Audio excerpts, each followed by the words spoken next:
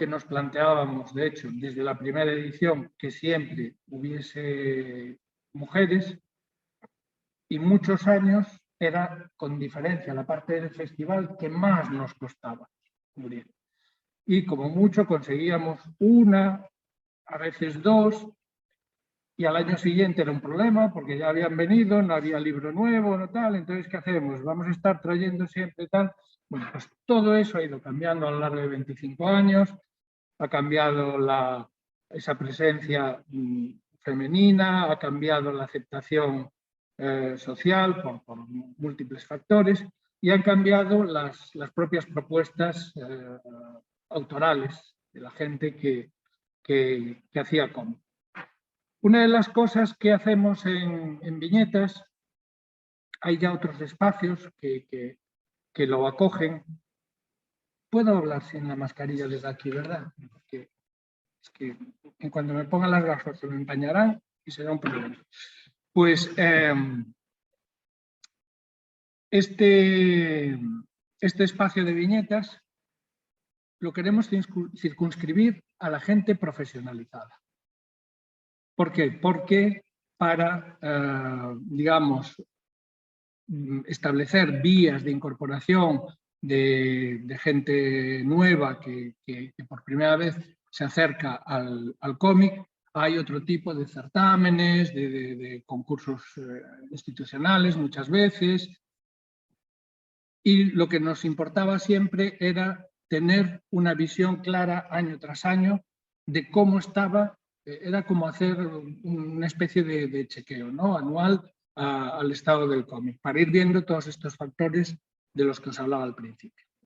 Entonces, en ese sentido, cuando empecé a pensar en esta presentación, lo primero que me planteé, y lo hablaba ahora hace un momento con Félix, es algo que a mí me parece que es fundamental y que es un hecho diferencial que tiene que marcar, digamos, mis metas en esta charla que os quiero ofrecer, que es que queréis ser profesionales. Por tanto, yo os diría, igual acabo extremando algunas posturas y tal, pero siempre tengo miedo de no llegar a equilibrar suficientemente otra parte de nuestra formación, de vuestra formación, que a veces acaba siendo muy nociva. Y a ver cómo lo digo para que no acabe siendo una cuestión conflictiva. El cómic ya no está en discusión, es una actividad creativa, es una actividad artística. Efectivamente, escribimos, desarrollamos historias en una planificación visual y después las contamos en imágenes a través de dibujos, en viñetas y en páginas. Y por tanto, al ser una actividad creativa, estamos, sí, ejerciendo como artistas. Pero yo no sé si es una opinión compartida. Yo, después de casi 50 años de ejercicio de la profesión, a lo que llegué relativamente rápidamente a la conclusión fue de que a ser artista nadie nos puede enseñar. Es decir, a ser artista, ¿qué es lo que tenemos que hacer?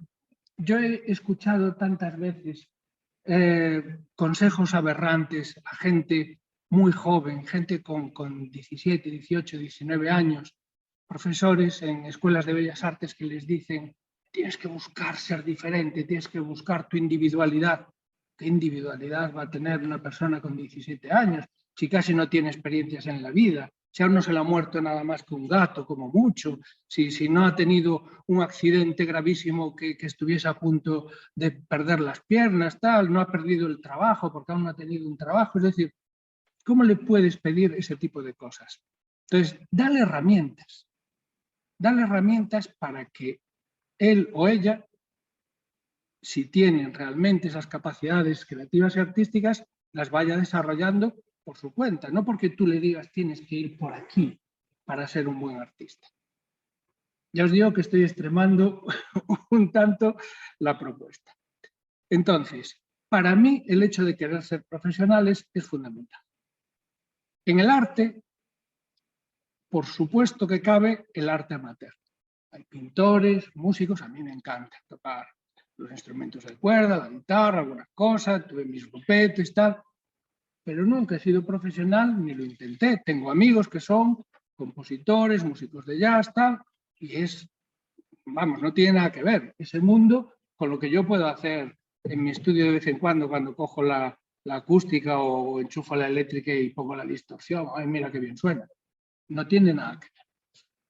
Lo cual no quiere decir que no haya obras de artistas amateurs que tengan unas calidades creativas altísimas.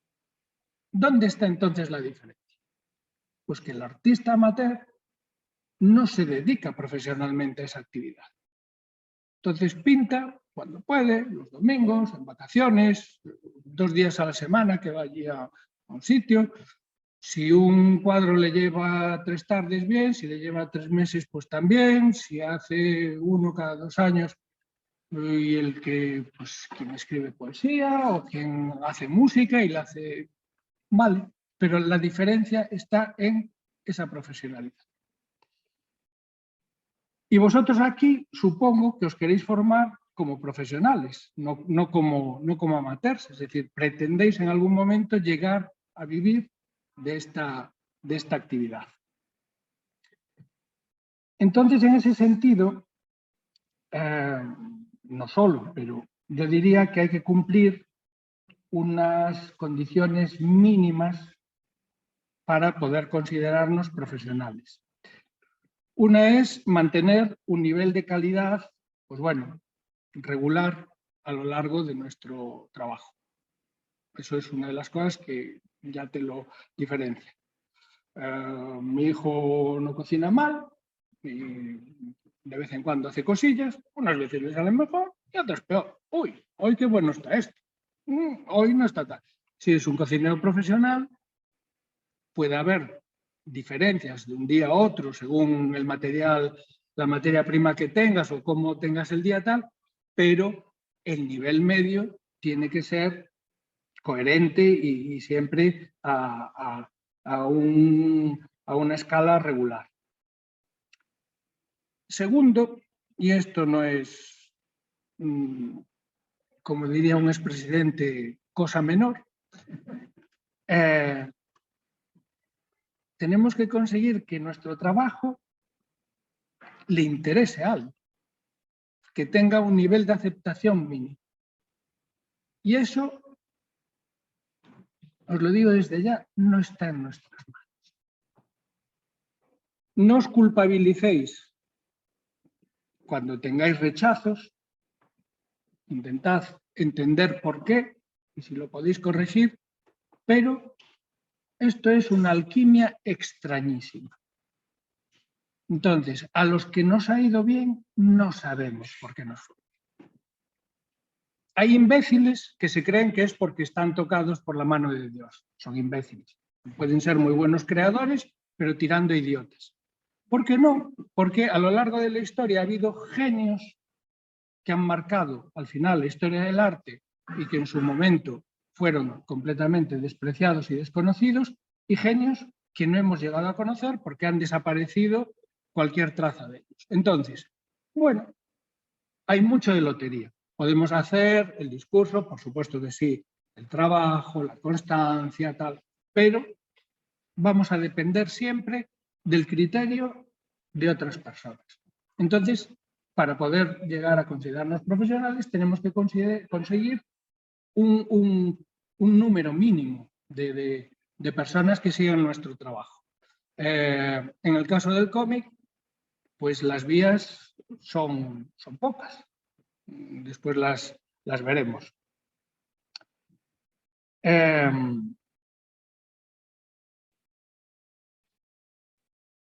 Después, realizar la obra, el trabajo, porque es un trabajo, en plazos asumibles por el sistema. Esa es otra gran diferencia con respecto a quien no es profesional. Incluso cuando no hay unas fechas de entrega que sean absolutamente sagradas, como sucede, por ejemplo, en el mercado de superhéroes norteamericanos, el día 22 tienen que estar allí las páginas. Si llegan el día 23, estás fuera, porque es una maquinaria que no se puede parar. En Japón, no sé si eso ha cambiado, si hubo alguna denuncia ante la ONU y el Tribunal de los Derechos Humanos, pero en los años finales de los 90, que fue cuando yo tuve más relación con editoriales japonesas, con Kodansha y gente así, la ley le permitía al editor encerrar, escuchad bien, encerrar al autor en un espacio que fuese, una oficina, tal, un estudio y tal, para garantizar que la obra se terminase en el plazo marcado en el contrato.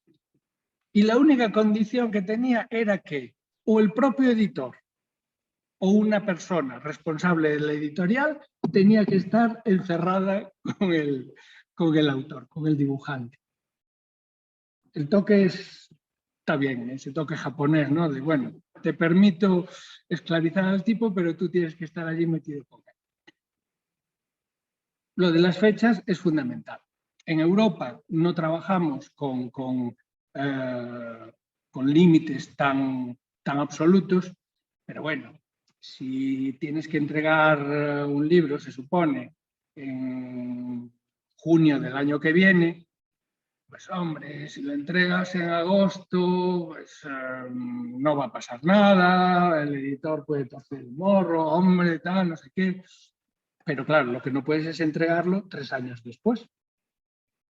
Entonces, al editor le importa poco tus problemas personales, es decir, si necesitas más concentración, menos, si se te ha muerto el gato, si, bueno, pues las fechas son estas, no somos absolutamente rígidos, pero hay que cumplir unas fechas. No digamos si se trabaja, por ejemplo, la gente que trabaja con el jueves. Todas las semanas hay que entregar. Y si la revista sale el miércoles, ya sabéis, el jueves la revista que sale los miércoles, para que salga el miércoles tiene que estar entregada el miércoles jueves de la semana anterior, porque si no, ya no da tiempo a maquetar, imprimir, etcétera, etcétera. Bueno, pues si pretendemos ser profesionales y trabajar todo el jueves, hay que cumplir esas fechas, desde luego. Y un poco que viene enlazado con todo lo anterior es necesitamos conseguir una compensación económica por nuestro trabajo suficiente para poder seguir haciendo. Ahí ya cada cual se establece pues, necesidades y límites. Tengo compañeros que viven un tipo de vida absolutamente monacal, con mínimos absolutos, y entonces, pues bueno, su nivel de ventas, que no es excepcional, le permite ir trabajando. Entonces, eso es necesario. Esa parte es que no hay solución alternativa. Por mucho que lo podamos alargar un cierto tiempo, bueno, estoy aún en casa de mis padres, tal, si lo que hacemos no nos compensa suficientemente para vivir y poder seguir trabajando, nos sucederá pues, lo que le ha ido sucediendo también a gente que lo ha intentado, que acaba trabajando pues, en una empresa de publicidad, en un estudio de diseño o incluso en cosas que ya no tienen nada que ver, con lo cual no pueden pasar 8 horas al día como mínimo delante de la mesa de trabajo y tener una producción regular, con lo cual ya no cumple ninguna de las otras condiciones que os decía. ¿Cuál es el problema del cómic? Que esa variable, la del tiempo, llevamos más de 100 años haciendo cómic. Ninguno hemos encontrado la fórmula para hacerlo en menos tiempo. Yo he hecho muchas otras cosas, he hecho cine, he hecho televisión, he hecho animación. Ha habido avances técnicos, ahora puedes hacer una película de imagen real prácticamente, rodarla en 2 semanas. Y a veces incluso en menos. En cómic es que no hay otra.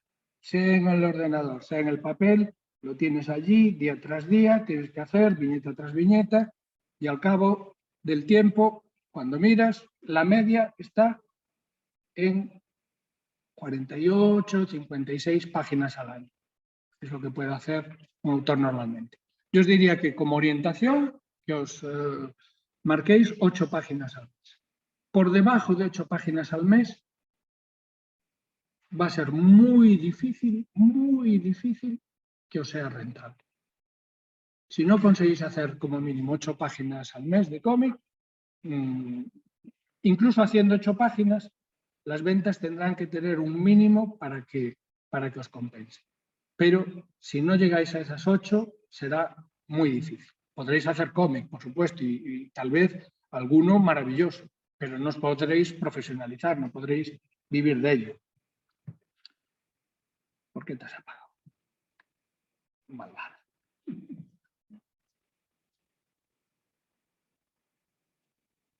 Bueno. Mercados. Básicamente tenemos 3 espacios en estos momentos en el siglo XXI, si hablamos de cómic. 3 espacios que no quieren decir estrictamente 3 mercados cerrados, es decir, vosotros yo creo que ya no disteis, ¿cómo se llamaba aquello? Matemática de conjuntos, matemática moderna, eso solo nos tocó a unas cuantas generaciones. Bueno, era aquello de las intersecciones, ¿no?, de los grupos. Esos 3 mercados interactúan entre ellos y, de hecho, hay zonas de flujo cruzado, pero tienen sus reglas propias. Uno es el mercado estadounidense. Básicamente son, por un lado, los superhéroes. Yo creo que ahí poco os puedo explicar, más allá, quiero decir que no sepáis, las fechas son sagradas, los personajes son de las editoriales, el autor que trabaja con ellos, sea guionista o sea dibujante, es un asalariado, que no tiene propiedad intelectual, lo que está haciendo es, durante el tiempo que está contratado por Marvel, por DC, digamos, cobrar directamente lo que sea su trabajo según lo valore en el contrato.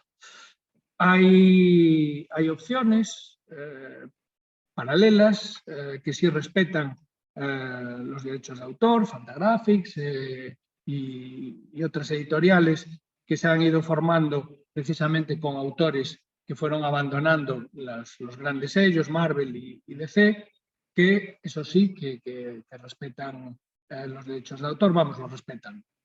Trabajan, digamos, con obra creada por los propios autores y, por tanto, hay royalties reconocidos.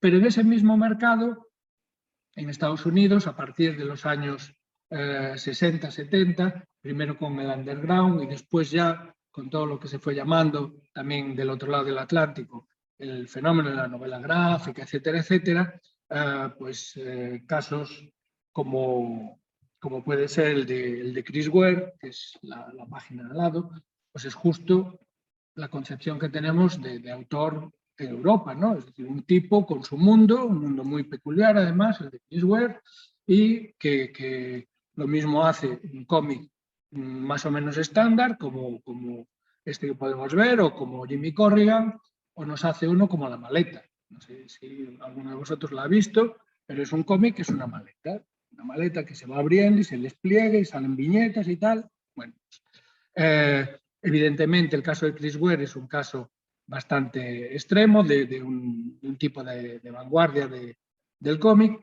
pero que convive en ese mercado americano. El mercado americano es sumamente permeable. De hecho, el de los superhéroes está repleto de dibujantes españoles, no de guionistas, pero sí de dibujantes. Hay muchísimos y además casi diría que el 70% de lo que se consideran J-Artist y, vamos, los números unos, las primeras espadas, ya digo, el 70% seguramente son españoles. Incluso en ese terreno intermedio, hablábamos también con Félix antes,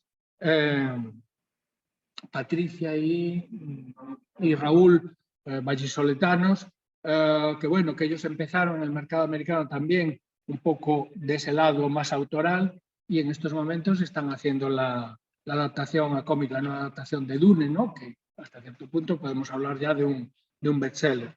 Entonces, el mercado americano en ese sentido sí que es permeable. Europa y América Latina. América Latina porque compartimos autores y concepción del cómic con argentinos, chilenos, uruguayos, brasileños incluso, y entonces el flujo también es constante.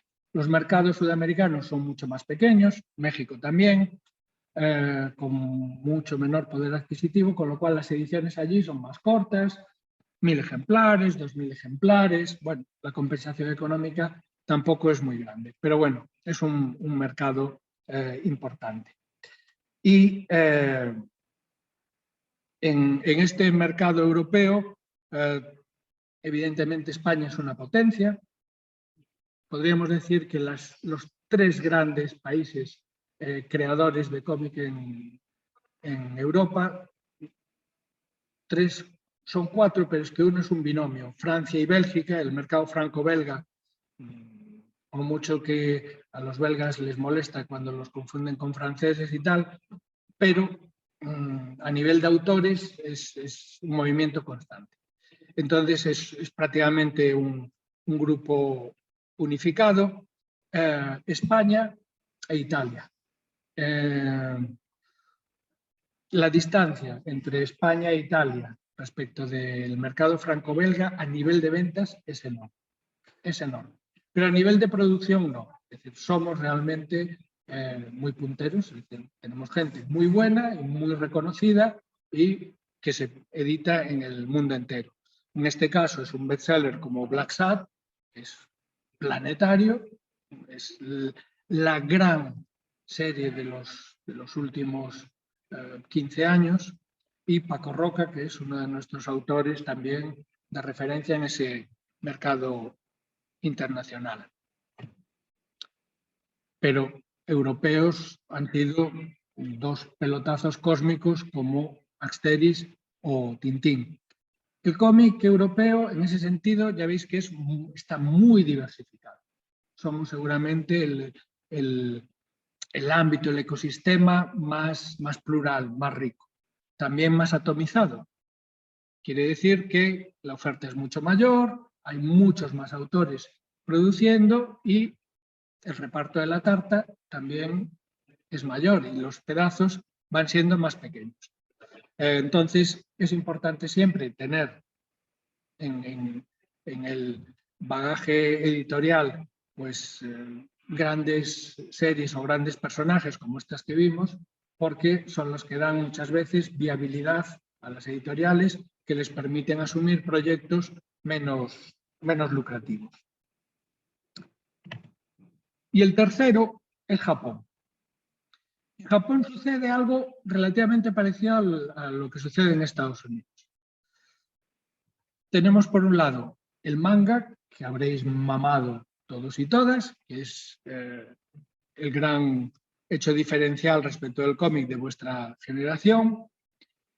Y dentro del manga, grandes obras como One Piece, de estas que se desarrollan durante años y años y también con penetración planetaria. Ya no digamos, además, si se establece la correlación entre cómic y anime, el dibujo animado, que entonces eso ya es explosivo, pero también el manga da cabida a gente como Jiro Taniguchi, como Otomo, que son autores que desarrollan universos personales también. Taniguchi, de hecho, salvo por el dibujo, podría ser perfectamente, bueno, autor europeo en cuanto a temas y formas de tratarlo. Después tienen una narrativa muy particular, una forma de contar muy, muy especial.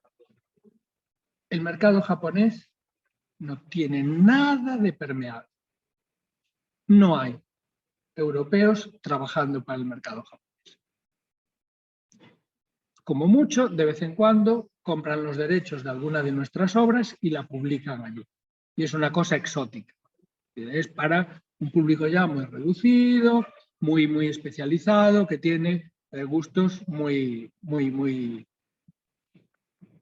muy especiales.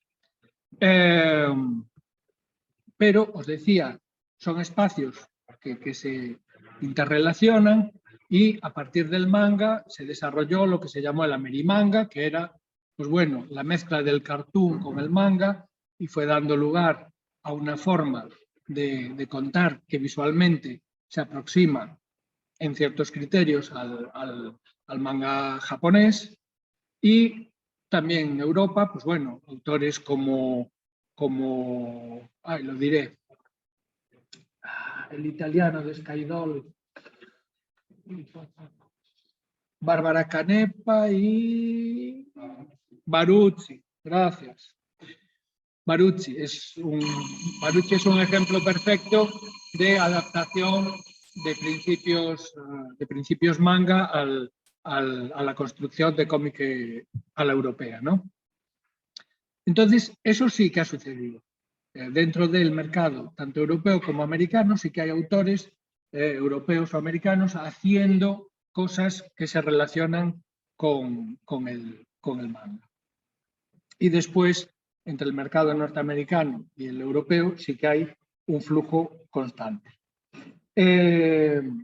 Os diría, por ejemplo, ya hablando de experiencia personal. En mi caso, mis libros, prácticamente, pues yo diría que el 70% de ellos en Estados Unidos se publican. Se publican, incluso se reeditan cuando se agotan, tal. He colaborado con Gaiman también en un libro de Sandman. Siempre hay un proyecto ahí colgado, pendiente, que nos planteamos que algún día podríamos hacer. Hay propuestas para hacer también un personaje de DC, por mi parte. Sí que hay un flujo más o menos constante. Hasta el punto también, yo fui el diseñador de personajes y creador de estilo de la serie de Men in Black. Es decir, estuve casi 5 años trabajando en la serie de dibujos animados y era, pues bueno, el diseñador principal, ¿no? Quiero decir que no tienen problemas para aceptarlo y para incorporar gente que venga de otros ámbitos.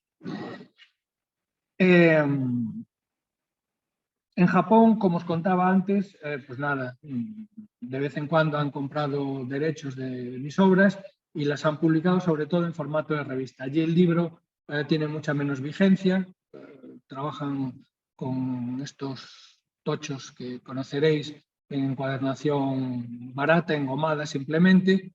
Y de hecho recuerdo cuando me explicaba la gente de Kodansha cómo incluso medían las obras cuando eran un proyecto.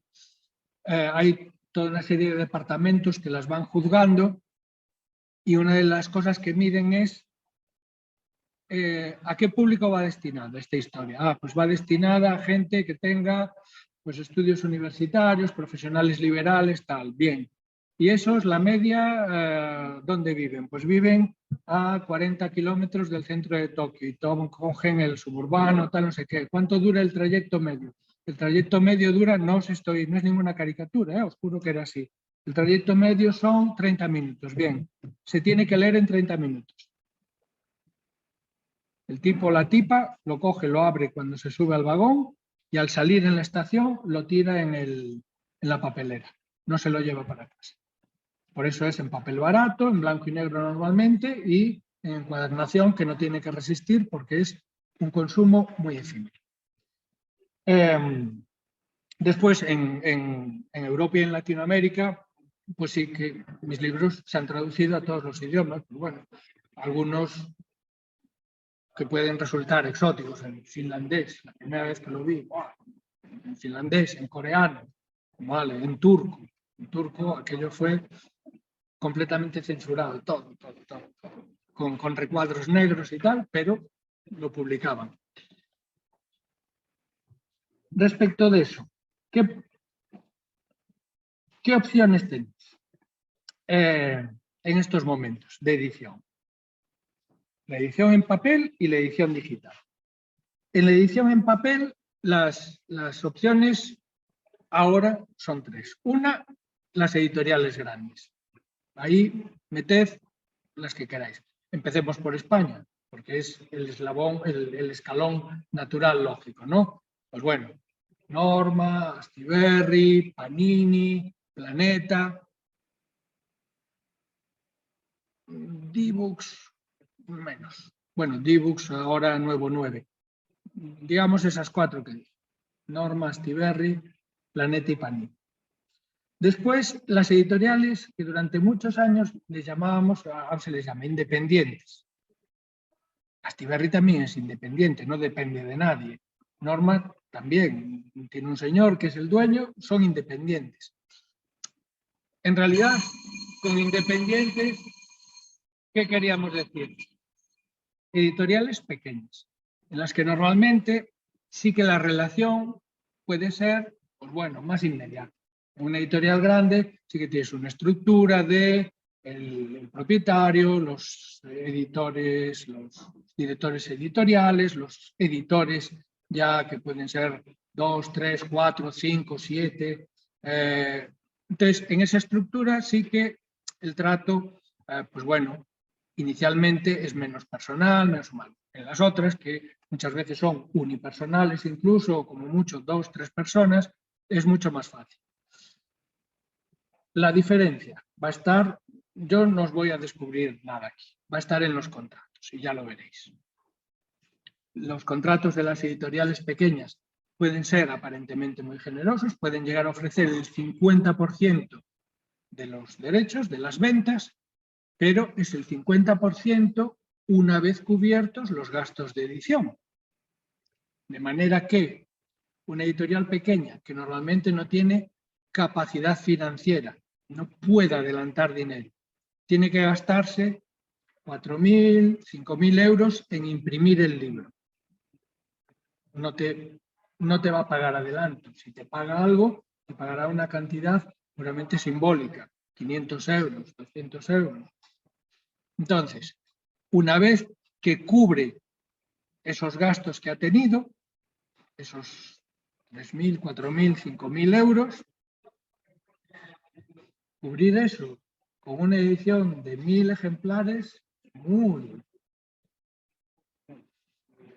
Pensad, si pensáis en unos cuantos nombres de autores que a vosotros os parecen autores consagrados, llegarán con dificultades a los 2.000 ejemplares.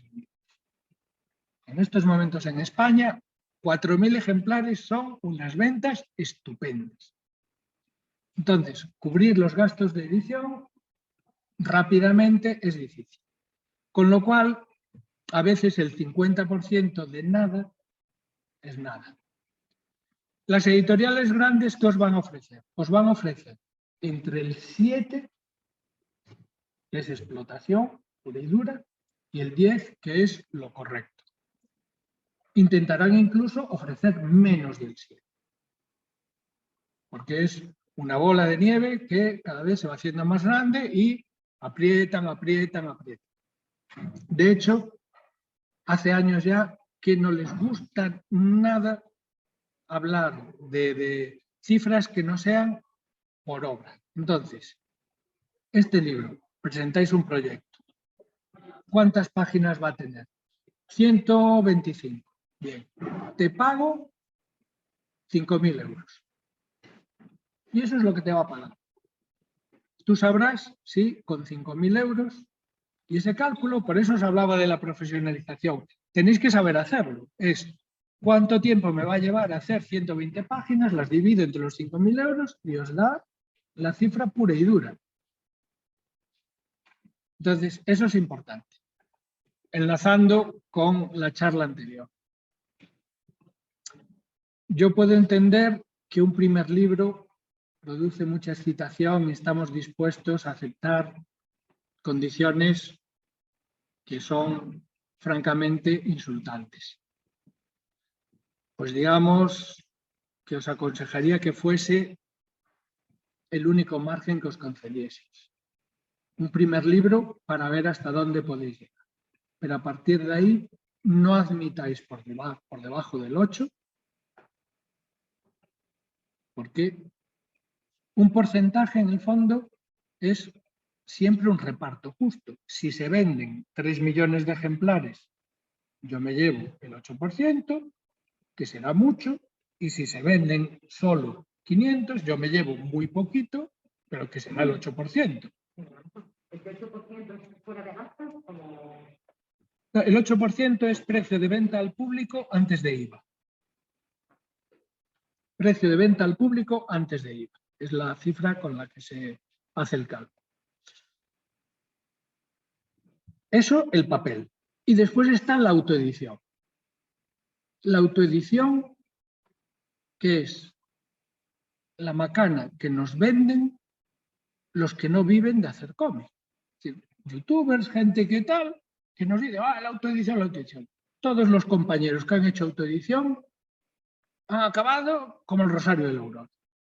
O palmando dinero, o no llegando a cubrir, o volviéndose locos una vez que tenían con procesos de crowdfunding a través de Berkami o de cualquiera de estos que fueron un éxito, pero después cuando tenían que ir cada 2 días a correos, a enviar a no sé qué, no sé cuánto, echaron cuentas y dijeron, palmé pasta. Entonces, la autoedición, hay que saber mucho de edición. Incluso gentes que llevamos muchos años en el medio, calcular costes de papel, costes de impresión, costes de encuadernación, envíos. Es que una diferencia de 3 gramos hace que un envío pase de valerte 8 euros a que valga 12. Y ahí, si tienes que enviar 1000, es que te han jodido. Entonces, para hacer autoedición hay que saber de edición. Es una posibilidad que está ahí, yo os lo digo, pero tened cuidado con él. Te vuelves a parar.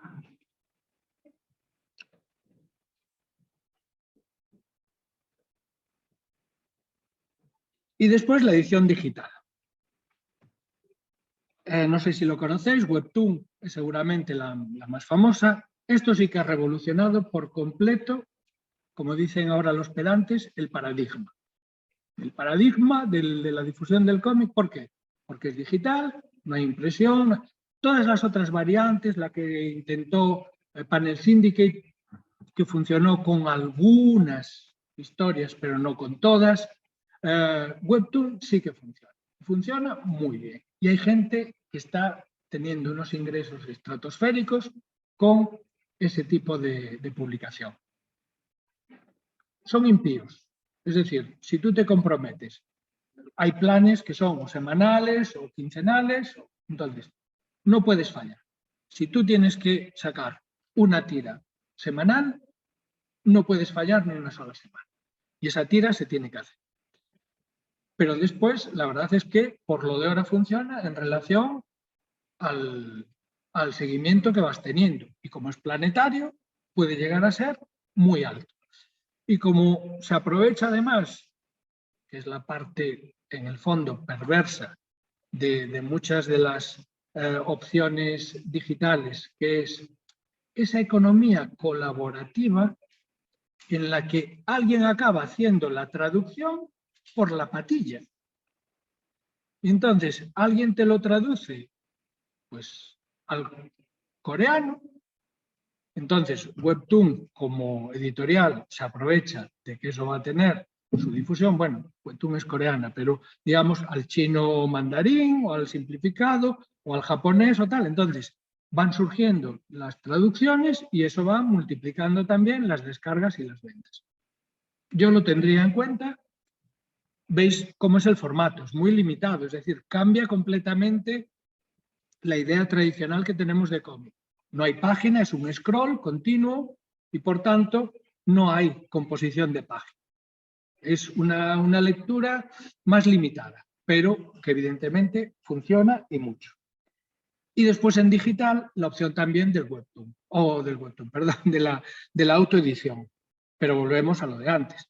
En la autoedición digital lo que no hay son tantos costes, efectivamente, pero lo que es muy difícil es conseguir un nicho de seguidores suficientemente grande. YouTube funcionó hasta que le dieron la vuelta y se dieron cuenta que no querían seguir regalando el dinero y entonces ahí se cerró el grifo. Y las otras opciones, los que tengáis Instagram, Facebook o cualquiera de estas otras opciones, lo sabéis. Lo complicado que es llegar a tener 3.000 seguidores y esos 3.000 seguidores no generan dinero. No generan dinero. Os contaría el caso de un compañero, por reducirlo mucho. Varios de sus libros estaban ya descatalogados en una de las editoriales que se los habían editado. Entonces le dijeron, mira, no os podemos tener más en almacén, esto es una mecánica habitual en las editoriales, los vamos a saldar o a destruir. Si tú los quieres, te los dejamos a precio muy bajo. Entonces no sé si le quedaban cada libro a €1 o una cosa así. Entonces él en Facebook tenía 5.000 seguidores. Y 5.000 seguidores muy entusiastas, de estos que cada vez que editaba algo, ¡ah, eres la caña, tal, no sé qué, no sé cuánto! Y echó cuentas y dijo, bueno, a €1 cojo los libros, malo será. Los cogió y lo anunció a bombo y platillo. Bueno, queridos amigos, tal, no sé qué, una buena noticia, he recuperado estos libros, tal, no sé qué, y los puedo vender a precio muy tal. Los vendía, claro, le echó unas cuentas que le parecían maravillosas, creo que era €10. €10, un libro ilustrado, a color, papel couché, tapadura, vamos, muy bien. Dio 2. Si estáis en redes, supongo que lo conocéis. Una cosa es quien te sigue porque no cuesta nada y otra cosa es soltar, aunque solo sea 5 € o 10 €. Por eso es difícil poner en marcha un Patreon. Sabéis cómo funciona, ¿no? El sistema, que es una serie de gente que mensualmente hace una aportación. Bueno, pues llegar a tener un Patreon que realmente funcione no es simple. Con lo cual, lo mismo de la autoedición, la otra. La opción está ahí, tenéis que medirlas bien. Bien. Sí. Entonces, para acabar. Y esto va a ser un auténtico tour de force. Esto que vamos a ver en 5 minutos, que va a ser como una avalancha, es lo que ha sido mi trabajo para hacer mi penúltimo libro, que fue por el que me dieron el Premio Nacional, Ardalén. Para que veáis cómo es el proceso, que también a veces tenemos una idea un tanto idealizada de cómo es todo esto. Y os ha estado hablando alguien que desde el principio os dijo, y esto, por ejemplo, a mis hijos siempre se lo insistía, y ahora cuando doy seminarios o clases siempre lo digo.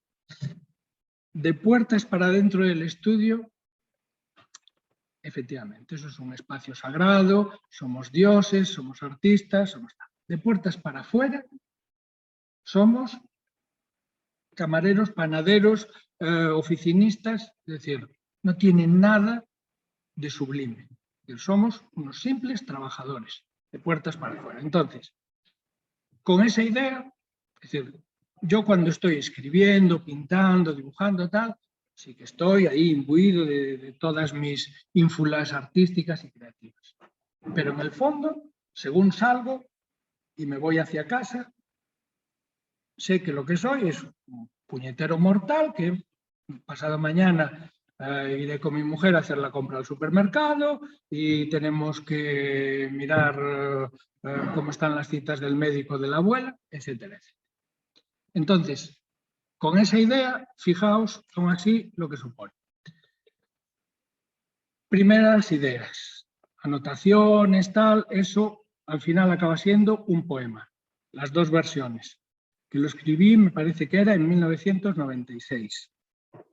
No, 1993, agosto de 1993. La primera es la más guarra y la segunda es ya un poco más depurada.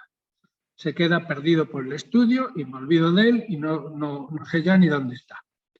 Llega un momento, años después, que por lecturas, por cosas que me interesan en el momento, me empieza a interesar mucho la identidad, quiénes somos, cómo decidimos quiénes somos, ponerlo en relación con las crisis de identidad, empezar a leer mucho sobre la memoria, cómo la memoria influye en ese proceso de creación de la identidad. Y entonces me acuerdo del poema, lo busco, el 90% de veces no encuentro eso, con lo cual me quedo siempre con la sensación de que era magnífico. Eso os pasará. Cuando no encontréis un dibujo o un texto o una nota, estaréis convencidos de que era lo mejor que habíais hecho en toda vuestra vida. Después, si tenéis la mala suerte de encontrarlo, decir, bueno, no era para tanto. Pero bueno, yo lo encontré en esta ocasión y entonces abro un cuadernito. Un Miquel Rius de estos, se puede coger una Moleskine, que es más molona, más tal, pero como yo tengo este punto así un poco rústico, pues me gustan estas que parecen de contable de los años 30. Entonces ahí empiezo a notar de todo. Trocitos de diálogos, de conversaciones, cosas que creo importantes que tengo que introducir, una reflexión sobre esto, un personaje tiene que hablar sobre lo otro. Es raro que haga dibujos en ese cuaderno. Eso es una tara personal. Para mí, dibujar no me cuesta. Es un regalo. Hay gente también que se tira el moco y dice, no, es que claro, yo no. A mí me lo regalaron. Venía de serie. Yo era un enano y dibujaba y he dibujado toda mi vida y como decía la ponente anterior, pues siempre tuve esa sensación. Cuando yo tenía algo en la cabeza lo podía dibujar. De hecho, de niño eso me permitía poseer lo que como niño de familia sin capacidades económicas, yo no podía tener un caballo, no podía tener perro, no podía tener, pero me lo dibujaba. Y entonces, bueno, era en cierto modo una forma de... Entonces, escribir cuesta mucho más. No escribir así de primeras, pero escribir, estructurar una historia, un guión, unos diálogos. Entonces, descubrí muy rápido que si yo hacía dibujetes, acababa forzando la historia para que se fuera adaptando a esos dibujos que yo hacía con facilidad y que me gustaban. Ay, mira qué chulo este viejo que hice. Pues venga, tengo que meter un viejo. No, si la historia no necesita un viejo, ¿por qué la voy a meter? Entonces, intento limitarme mucho en cuestión de dibujos. Una vez que tengo clara la historia que quiero contar, sí que empiezo a hacer escenarios que van a ser importantes, empiezo a trabajar los personajes, aprovecho todo tipo de momentos, muchos aeropuertos. Este lo pongo porque es chulo, es ahí en Corea, un hotel de Corea, tal, no sé qué. Es también muy triste. Quiere decir que poco mejor tienes que hacer que estar en la habitación del hotel haciendo dibujitos. Pero bueno, le das la vuelta y lo cuentas como si fuera algo con mucho glamour. Y en el estudio voy trabajando ya poco a poco los personajes, incluso las formas de color que le quiero introducir, hasta que encuentro la que me parece que es la idónea para la historia que quiero contar. Yo suelo cambiar de estilo. Normalmente intento adaptar el estilo a cada historia que quiero contar. En este caso fue esta la manera que me pareció más adecuada. Entonces, a partir de ahí ya es todo mucho más fluido. Esto es solo una pequeña parte, son cientos de hojas y la historia se desarrolla en una aldea, en mitad de los montes, tiene que tener un récord mínimo, es decir, una coherencia, tengo que tener bien situado pues todo, la taberna, la casa del personaje principal, la casa del médico, la casa de otro de los personajes. Entonces, yo mismo tengo que saber por dónde van a circular, me tengo que hacer esos mapas. Espacios recurrentes, la taberna, cosas que se ven continuamente en la taberna, que el ojo del lector, aunque él no se dé cuenta, lo está fijando. ¿Dónde está el teléfono? ¿Dónde está la máquina del café? ¿Dónde está la registradora? Dentro de la casa del personaje, las estanterías donde están los elementos principales, una radio, la caracola, la estrella de mar, la planificación, que eso siempre lo aconsejo, es decir, tienes que saber lo que vas a dibujar, tienes que saber dónde empieza tu historia y dónde va a acabar. Hacerlo sin eso puede ser un trabajo experimental para ver a dónde llegas, pero va a ser muy difícil que eso dé como resultado una obra realmente bien construida, con un guión sólido y tal. Lo vemos constantemente en las series. Las series que no están planificadas acaban terminando como Lost. Dentro de la planificación, yo os decía, dibujo sin problemas. Bueno, de Bilbao a Bilbao no soy. De vez en cuando hay puntos de vista más complicados. Aquí era un personaje, el niño, mirando libros de atlas de geografía y la tía que llegaba, abría un cajón y mete ahí dinero. Bueno, pues un picado relativamente complicado. A veces hago algún dibujo preliminar y ese dibujo acaba, como veis, integrado en una de las viñetas, que es esa viñeta del medio. El dibujo. Mi proceso de dibujo, en este caso, era este. Empiezo dibujando en negro, no boceto, dibujo directamente. Descubrí que me aburría de mí mismo.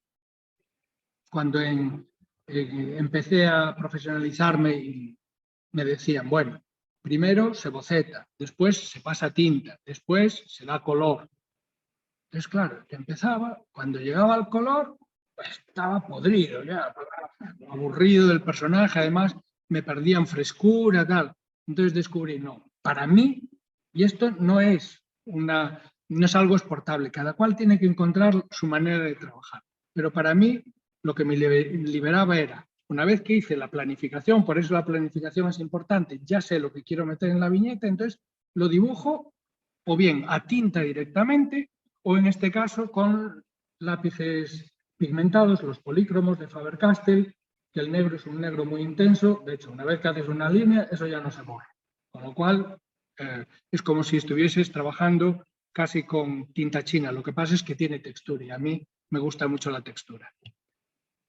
Sobre ese dibujo daba un primer tratamiento de trabajo siempre con acrílico desde hace mucho tiempo, acrílico acuarelado, lo trabajo como si fueran acuarelas, ya veis que son manchas de color que no están muy perfiladas y esto sería el nivel final de trabajo después de que ya lo trabajo con impastos y con todo el trabajo necesario. A veces meto la pata, llevo, ya os dije, más de 50 años, veis la última viñeta del dibujo inicial, esos dos personajes están hablando. ¿Dónde meto los bocadillos? Encima de las caras, porque ya no tenía espacio. Entonces, normalmente, ¿qué se hace?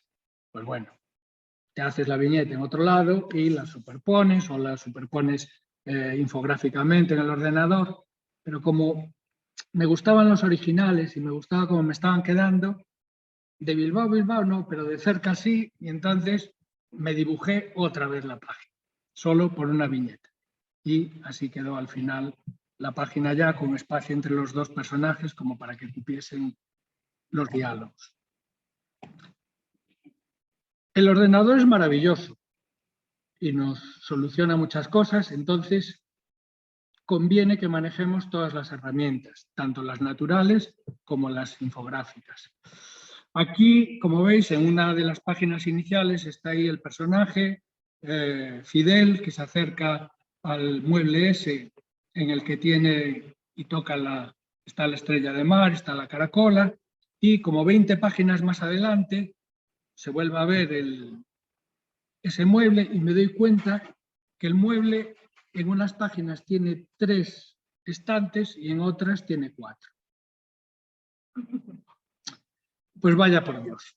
Entonces aquí dije, no, redibujar la página por el puñetero mueble, eso no.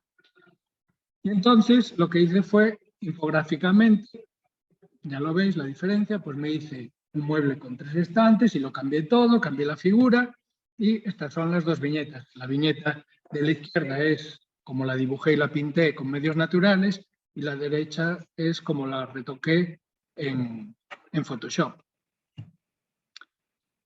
Y esas herramientas también nos ayudan ahora a trabajar el montaje. Hay veces que por mucho que lo planifiques, hay cosas que cuando las ves ya resueltas en la página no funcionan. Aquí, si os fijáis, el personaje del bigote saca un delfín de madera de la mano, se la ofrece a Fidel, Fidel la coge, pues sí.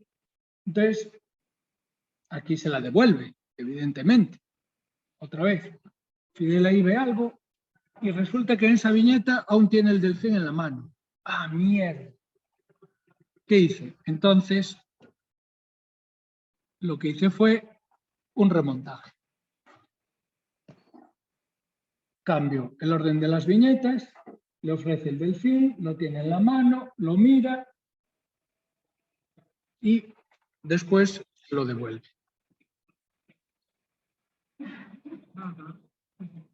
Y ya está. Ya funciona coherentemente y no hay problema. Por lo tanto, eso, tener que hacerlo a pincel hubiese sido un auténtico incordio. Hay que manejar bien también las herramientas digitales. Y después, hacer un libro supone un montón. En el caso este, Ardalen además tenía muchos materiales que lo iban complementando, pues que si un pseudograbado, que me lo inventé, una serie de artículos que tenían sus ilustraciones, son ilustraciones digitales, otro artículo con sus ilustraciones correspondientes y esto fue una machada, esta sí que fue de Bilbao, decidí que cada personaje tuviese su voz y la manera de representarlo en el cómic era que cada personaje tuviese una tipografía diferente para sus diálogos. Entonces, por un lado, me encontré con que tenía un montón de personajes, con lo cual tuve que hacer un montón de alfabetos y los tienes que hacer, es decir, tienes que manejar el Fontographer o alguno de los programas de creación o si no, pagar para que te los hagan, claro. Pero cuando ya estaba lista la edición, la española, la francesa, la portuguesa incluso, me empiezan a decir los editores, hay que hacerlo también en serbo-croata y hay que hacerlo en idiomas nórdicos, para Noruega y para Dinamarca y tal. Entonces, me tiré como 3 meses haciendo símbolos que yo desconozco, que esas as con redondelitos encima y tal. Bueno, medid bien en qué aventuras os metéis, que a veces no vale la pena. Y esto durante 3 años y medio, que fue lo que me llevó a hacer el libro, produciendo cerca de 10 páginas mensuales, porque fueron 256 páginas al final. Entonces, bueno, espero que os haya dejado una idea más o menos aproximada de lo que puede ser ese proceso de realización de una obra, las opciones que hay y cómo pues eso después puede llegar al público. Esta es la página web, allí hay enlaces tanto al Facebook como al Instagram. Si me queréis dejar en algún momento alguna pregunta, algún comentario o hacer lo que sea, por ahí incluso, bueno, el correo info de la propia página no me llega directamente, no la atiendo yo, es una gente que me la atiende, pero digamos al día siguiente, a los 2 días, yo ya los recibo y si son personales, ya los contesto yo mismo. ¿De acuerdo? Pues muchas gracias.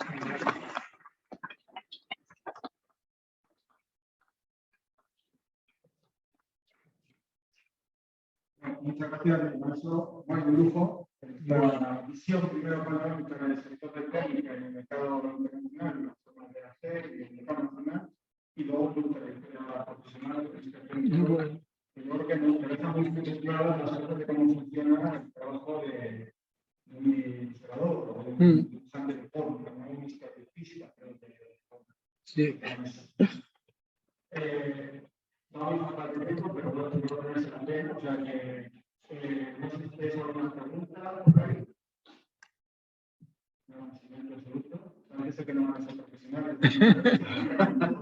Después del baño de realidad, No, hombre, pero es fundamental. Sí, bueno, no me puedo creer que no tengáis ninguna cosa que en estos momentos os esté bulliendo por la cabeza diciendo, porque también os digo una cosa. En cuanto salgamos por esa puerta, que no me venga nadie, ay, Miguel Ángel, mira, por cierto, porque eso también es algo que sucede con mucha frecuencia, ¿no? Aquí no se habla, aprovechadlo, lo hablábamos antes. Nosotros fuimos la última generación que no tuvimos acceso a formación reglada. Y en general somos muy militantes precisamente por eso, porque nos gustaría, en la medida de lo posible, pues bueno, ayudar y servir de orientación o de auxilio. Nada. Yo no es una pregunta.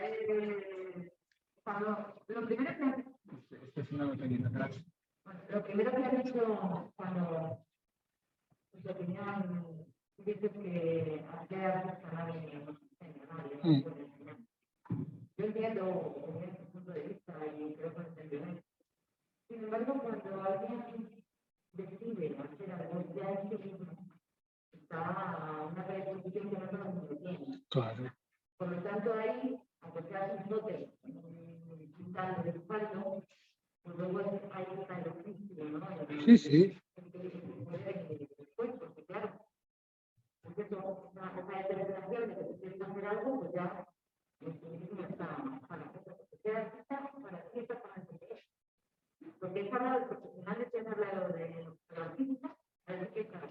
No, claro, justo lo que tú dijiste, es decir, para mí una persona que tiene una inquietud artística es simplemente la que decide pasar una parte del tiempo de su vida, que es escaso y que hay que aprovecharlo bien, en hacer cosas que en principio no tienen una repercusión material inmediata. Es decir, cuando el tipo de las cavernas afilaba un palo para ir a cazar, era para conseguir el sustento. Pero cuando pintaba el bisonte, por mucho que ahora interpretemos, era para nada. Era porque le dio el zumbe y se puso a pintar el bisonte. Porque en realidad, si hubiese una relación científica entre pintar el bisonte y cazar más, entonces, vamos, pintarían bisontes hasta por las piedras de fuera, ¿no? Entonces, no, es realmente una enfermedad. Somos la única especie, en principio, mientras no se descubra otra cosa, que tenemos esa enfermedad, que nos empeñamos en gastar parte de nuestro tiempo de vida en hacer algo que simplemente consideramos bello, que es otro palabra, es decir, bello. ¿Y qué es la belleza? Es que seguro que lo empezamos a hablar aquí y son un montón de opiniones distintas. Por eso no creo que eso se pueda enseñar. Por eso creo que lo que tenemos que darle a la persona que tiene esas inquietudes son herramientas. Es decir, ¿a ti qué te gusta? Escribir. Tienes sentimientos que los quieres plasmar en papel, con palabras y tal. Bueno, pues vamos a enseñarte a manejar el lenguaje, a que sea rico, a que entiendas tal. Entonces, dale eso, dale esas herramientas para que se pueda expresar. Pero incluso sin pasar por ese proceso de aprendizaje, la pintura está llena de pintores que no pasaron por ninguna escuela y que a veces ni fueron pintores profesionales, Rousseau y tantos otros, ¿no? que han dejado obras importantísimas. Por eso yo hago la diferencia con la profesionalización. Cuando ya vamos al taller de un alfarero para aprender, no en un cursillo de estos de fin de semana, porque nos gusta y vamos a hacer en casa unas cuantas cosas, sino porque pretendemos montar un taller de alfarería o de cerámica y aprender a coser, a vitrar, a no sé qué, a no sé cuánto, es ya con otro concepto, es decir, tienes que aprender a optimizar.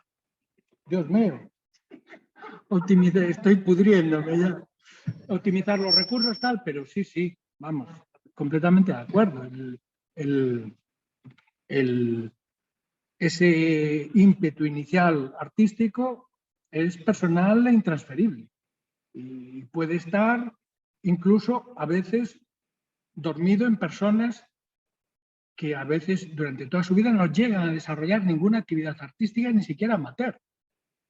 Pero yo he conocido, siempre digo fontaneros porque recuerdo a aquel fontanero, que era un tipo que cuando hablaba con él yo me daba cuenta que tenía una mentalidad artística, es decir, no solo resolvía el problema técnico, sino, hombre, es que esa llave de paso que da ahí es que es una chapuza. Es decir, había toda una serie de criterios, ya no solo estéticos, tal, sino, joder, que quedase bien alineado, no sé qué, que al final funcionaba igual la del otro paisano que la de él, pero había un cierto, una cierta voluntad. Sí, eso yo creo que ahí, pues, la persona lo sabe si lo lleva dentro, ¿no? Probablemente os arrepentáis de no haber hecho la pregunta que vais a llevar, porque a mí eso no lo vamos a entrar. Yo, bueno, voy terminando, pero no tenemos que esperar. Yo creo que compartir un poco la reflexión que vais haciendo, las técnicas se aprenden, la inquietud se tiene dentro, y una cosa también viendo a lo que antes comentaba de pensar, sino de romper el miedo a tener un método académico que es el único camino que te puede llevar a no sé dónde. A veces sí, a veces no es un método, ¿no? Sí. Yo comenté lo del dibujo. Recuerdo también otra de los axiomas que nos daban en los años 80 era hay que tener claro, no había ni Google, ni buscadores, ni nada. Entonces hay que tener un buen archivo de documentación, porque necesitas dibujar que es una nave espacial, que es una pistola, tal. Yo intenté hacer el puñetero archivo de documentación años y años. Entonces era, bueno, en revistas, recortas, tal, no sé qué. No sabía dónde ponía las cosas, las perdía. Recortaba cosas que después de 3 años no me habían servido para nada. Nunca hice nada del oeste ni de vaqueros, con lo cual nunca tuve que dibujar un Colt. Tenía una carpeta allí llena de pistolas del oeste, de Winchester. Entonces, pues descubrí que yo no me movía, además, en un tipo de historias que necesitasen realmente una... Pues, cuando llegaba el momento y tenía que hacer algo que desconocía, pues cómo es, qué sé yo, un ropaje del siglo XVI. Pues bueno, me iba a una biblioteca, me miraba unos cuantos libros y los que yo tenía también por casa y tal, y con eso iba zafando. Esa es otra verdad contundente. El método se lo tiene que ir buscando cada cual. Incluso hay personas que utilizan métodos demenciales, que los ves y dices, pero ¿por qué? Yo os decía que me aburría de mí mismo al dibujar por 2 veces la misma cosa.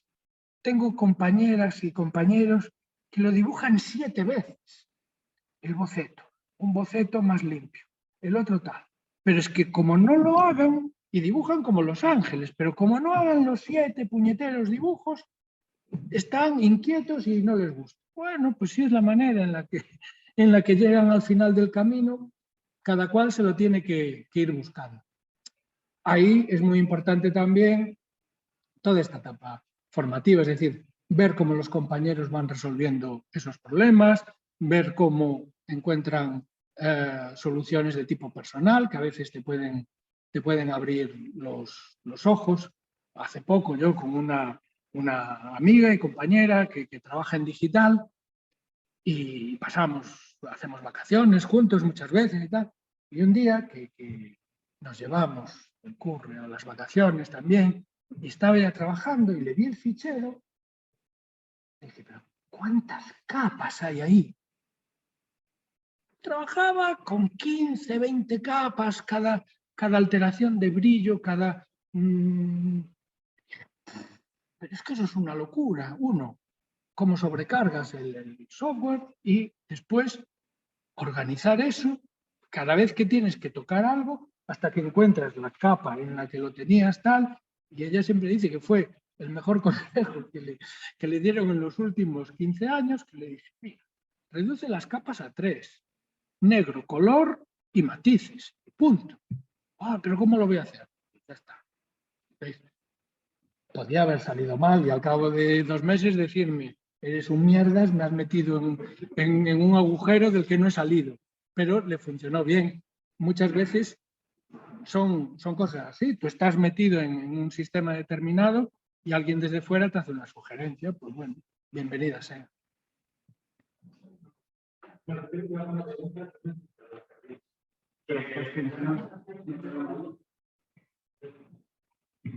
la sensación de que, bueno, no sé qué tengo, que yo le veo a los infantes que llevan mucho los originales, ¿no? Y quería saber, pues, por todo esto que ha dicho, cuando hacen los originales de esta semana, que repite la página completa, ¿con qué fin? O sea, que es el juego personal. Sí. A ver.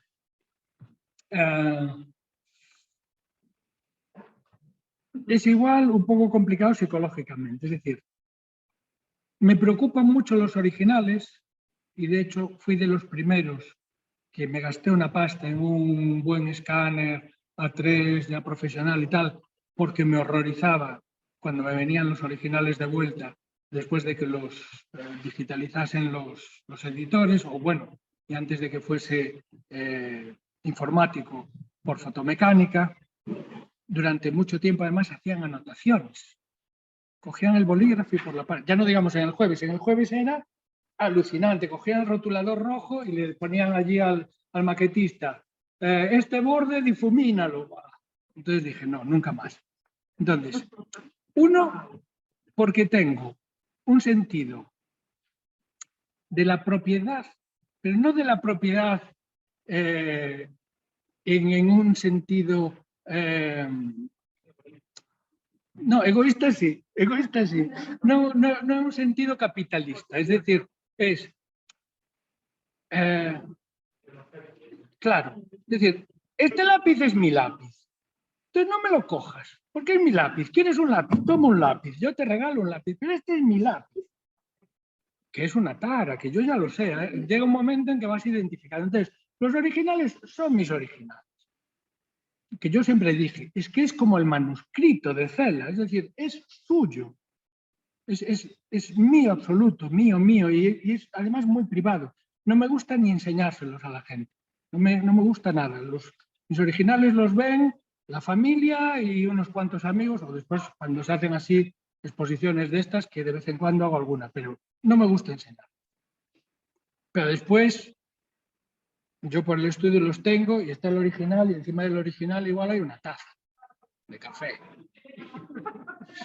Entonces, claro, es un poco, pero es mi taza, es mi original. Y si me lo cargo, me lo he cargado yo.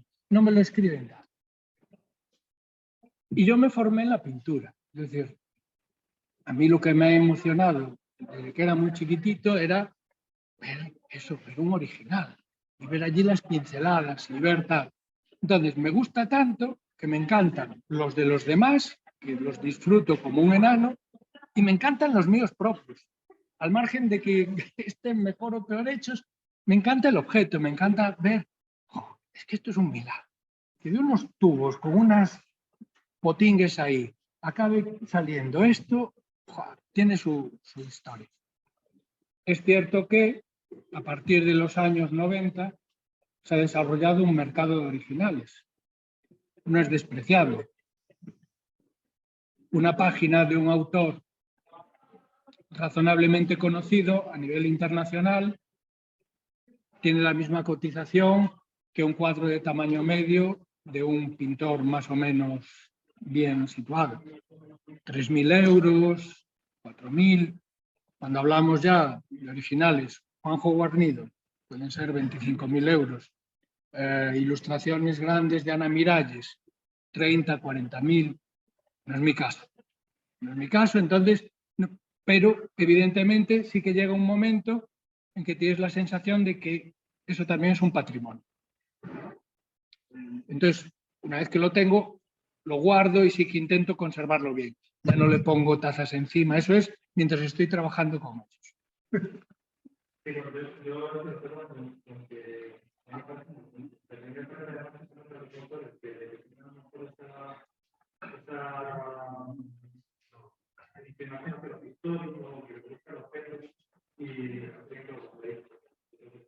Sí.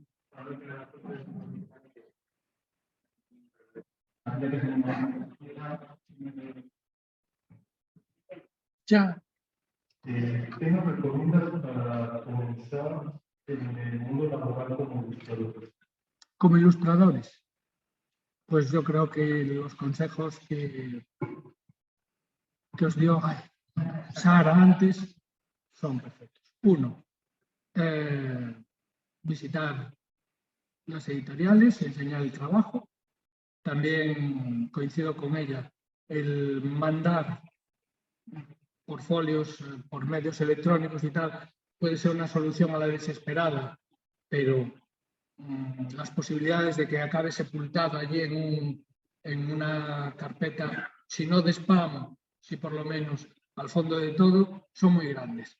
Entonces, bueno, afortunadamente hay muchas ferias del libro, salones, y ahí se puede aprovechar para intentar establecer esos contactos.